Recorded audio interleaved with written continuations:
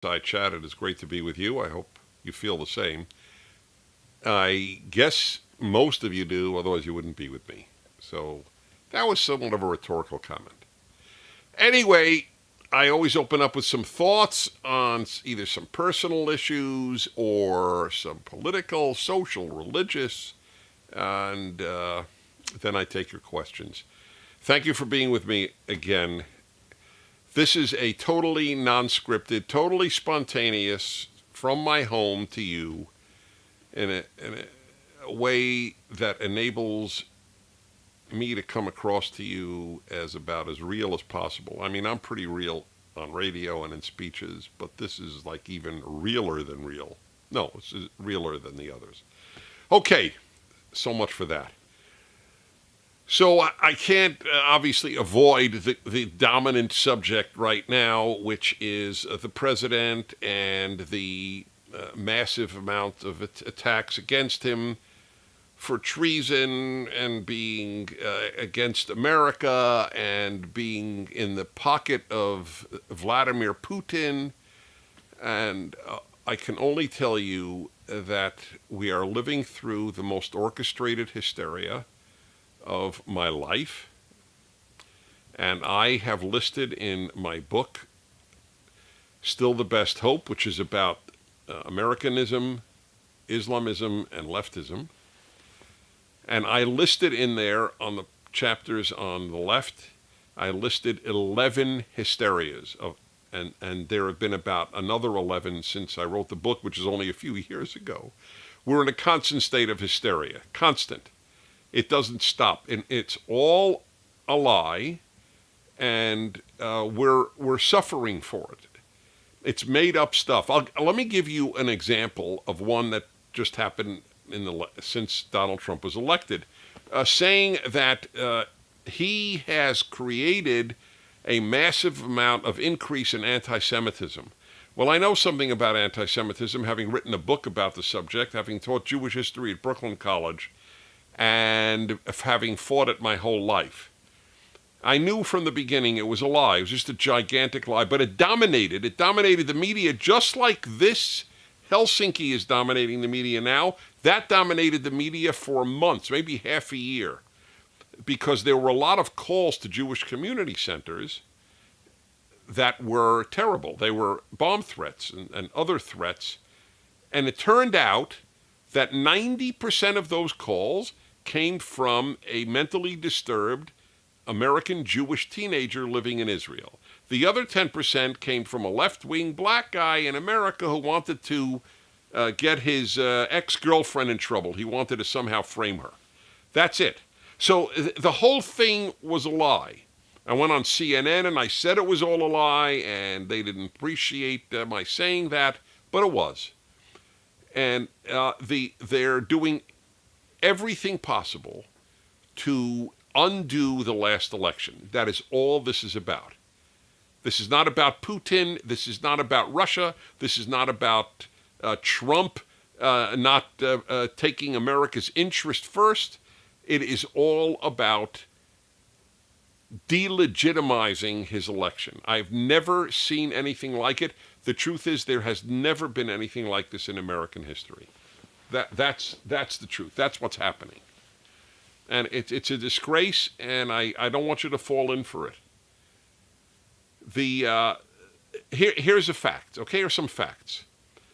President Trump has been so much harder on Russia than his predecessor, Barack Obama, that if one cared even this bit, a teeny eensy bit about truth, this would not be an issue.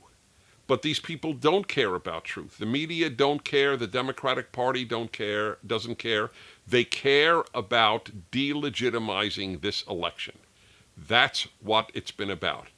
This man, Donald Trump, this man sent not only arms to Ukraine with which to fight whom? Uruguay? No, Russia. Barack Obama sent food. That's what he sent. He sent army meals. That's what he sent. Donald Trump sent anti-tank weapons to the Ukrainians. Donald Trump got out of the treaty with Russia's ally, Iran. Donald Trump told Germany, don't rely, just before Helsinki, don't rely on Russian energy, their natural gas line from Russia. It's not a good thing. Donald Trump has been consistently, so much so, he bombed, American forces bombed in Syria, and Russians were killed. This is just a few months ago. And these people on the left have the audacity to charge Donald Trump with not being preoccupied with America's interests, but with Putin's, to the extent that Time magazine this week has on its cover Donald Trump and Putin's faces morphing into one face. This is all a lie, a gigantic lie. By the way, Time is really Time's commitment to truth is truly close to zero. It had a cover just a couple of weeks ago of Donald Trump, gigantic Donald Trump with a little Hispanic kid, the Hispanic girl crying, but it came out very shortly thereafter that the picture of that girl was actually about 2 feet from her mother. She was not separated from her parents. The cover is a fraud. But it doesn't matter, because who's going to call out Time? Newsweek? The New York Times? The LA Times? The Washington Post? CNN? NBC? NPR? PBS? ABC? CBS? Who's going to call them out on it? They all follow the same pattern. Delegitimize this presidency. Delegitimize the last election. Because they're so angry that Hillary Clinton lost and a Republican won, and especially the Republican that they particularly hate. But they hated all the Republicans. Many of you may not remember, many of you undoubtedly do, they hated George W. Bush. They hated him. Bush lied, people died. Right? And he's an idiot. And they hated everyone. They hated Reagan.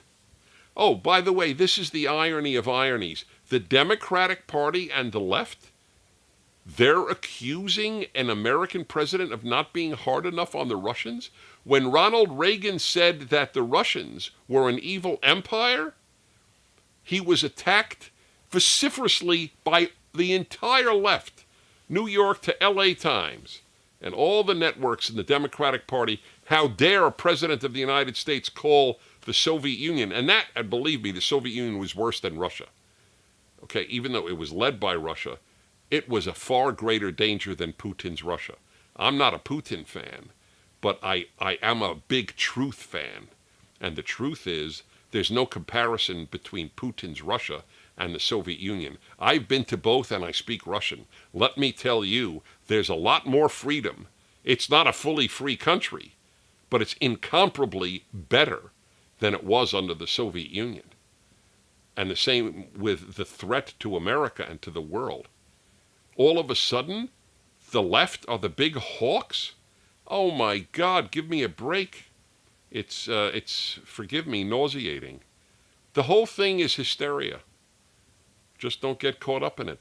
Donald Trump loves the United States. With all his flaws, it's the one thing I am certain of. He truly loves America. He would never sell this country out to any country. It wouldn't even occur to him. Let me light up here, and relight, I should say. It was already lit up. Okay, so there's another thing about this hysteria that is truly, it's evil. The left has cheapened every evil, every one.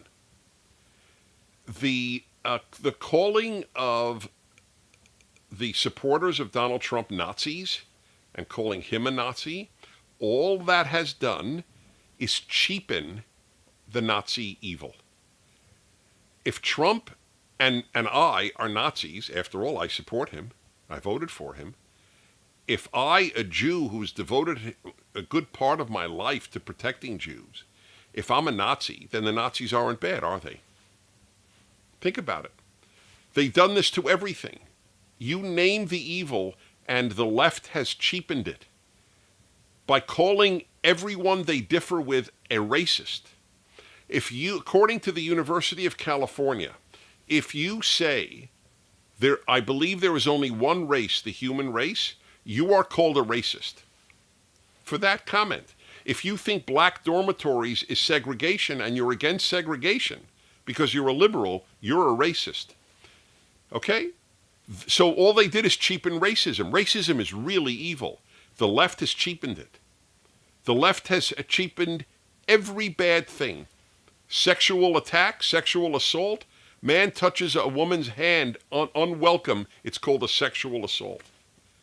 Okay. I'm not for unwelcome touching of hands, but a sexual assault and even cheapening of the word rape, a rape culture on campus. You know how I know that's a lie, that they don't even believe it? They send their daughters to college. Would you send your daughter to a place with a rape culture? Bet you wouldn't. They don't believe their lies, but they tell them. We are swimming in the ocean of the left's lies. Not liberals. Liberals and leftists are not the same. Liberals don't know this, but they're not. There are some liberals who do, like Professor at Harvard Law, Professor Alan Dershowitz. He knows that the biggest problem for liberalism is not the right, it's the left. He said so. He said it to me. It's on camera in his apartment in New York City.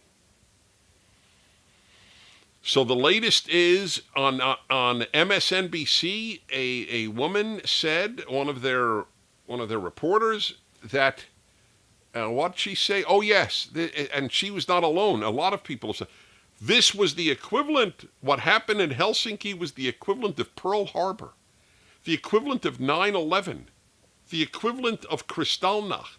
You know what Kristallnacht was? The night the Nazis started the Holocaust in Germany, when they beat Jews in the streets, burned down synagogues, and destroyed Jewish shops. 9/11? This is the equivalent of 9/11? What the Russians did? And what happened in Helsinki? It's the equivalent of 9/11? Does not every single person who lost a loved one on 9/11 find that repulsive? Their husband, their brother, their friend, their son jumped out of an 80-floor window lest he be incinerated. And they're comparing this? 3,000 Americans slaughtered?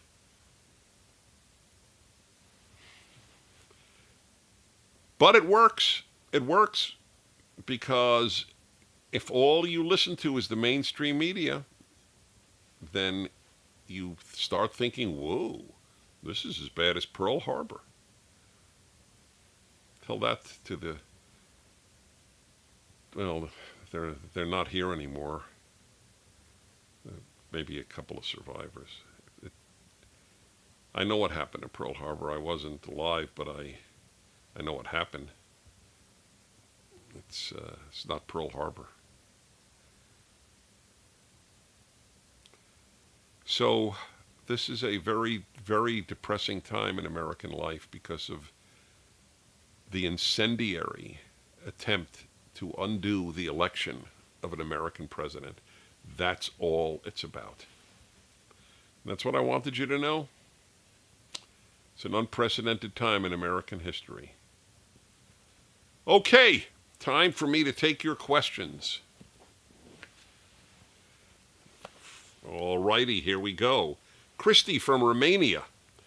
I was just in Romania, by the way. I had a great time. I lectured in Cluj and in Bucharest, and it was a tremendously moving experience. I'm a 23-year-old Romanian psychology student in the UK. What advice do you have for people who disagree with the establishment's political indoctrination? Give them as many PragerU videos as possible. I'm not kidding. They're free, so there's no money involved here. That's why we created Prager University, in order to undo this indoctrination. It's not the only thing you can do, but it's a big one. Send them articles, show them other ways of understanding life that are far more accurate, and make them aware in a very nice way that there really is an indoctrination taking place. Good luck. Okay. Zach, 32 in Portland. Do you hunt or fish? Why? Well, I don't. They're separate. I consider them separate. I don't. I'll begin with the less dramatic one. I don't fish only because I find it boring. But that doesn't mean it's boring. It's just I find it boring. There are people who love it. It is the most relaxing thing in the world to them. It's fine with me. I don't have any issue with fishing. Hunting is a more difficult issue. And let me make clear, I know people who hunt. They are people of impeccable character. They're kind. They care about animals. They care about people. But I couldn't hunt. And I don't, there's nothing that appeals to me about a sport that kills animals. I don't say this condemning people who do it. Because as I said, some of the finest people, or some very fine people that I know, do love hunting. And they usually eat the animal, and they understand all of these issues. But the culture that they grew up in, unlike the culture that I grew up in, and in my religion, in Judaism it's forbidden. So that's another reason. But even if it weren't, I find it, I don't relate to it. But hey, the reason that I can't sit here and act holier than thou with regard to hunters is that I eat meat. And I suspect that it might be easier for an animal to be shot and just die in the wild than it is to be raised on a place where they're just raised to be slaughtered. So I'm no holier than thou. I'm just telling you what I can do or can't do. One other thing, though, that is worth noting, maybe I should even do a PragerU course on this. Here's the interesting thing between treatment of animals and treatment of people. People who are cruel to animals almost always will end up cruel to people. It's almost a given. But people who are kind to animals, that has no relationship to how they treat people. None. So that's what everybody knows. Part one, cruel to animals equals cruel to people, or leads to cruel to people. But they don't think about the other one. Here is the irony, and I only use the term when it is absolutely applicable. The Nazis were very pro-animal. They would not even use animals for medical experiments, but they did use people for medical experiments. Hideous, torturous medical experiments without any anesthesia. There is no relationship between kindness to animals and kindness to people. But there is relationship between cruelty to animals and cruelty to people. Okay? Ho, 21 in Vietnam. I do believe in God. Should I still go to church every week or just stay home and read the Bible?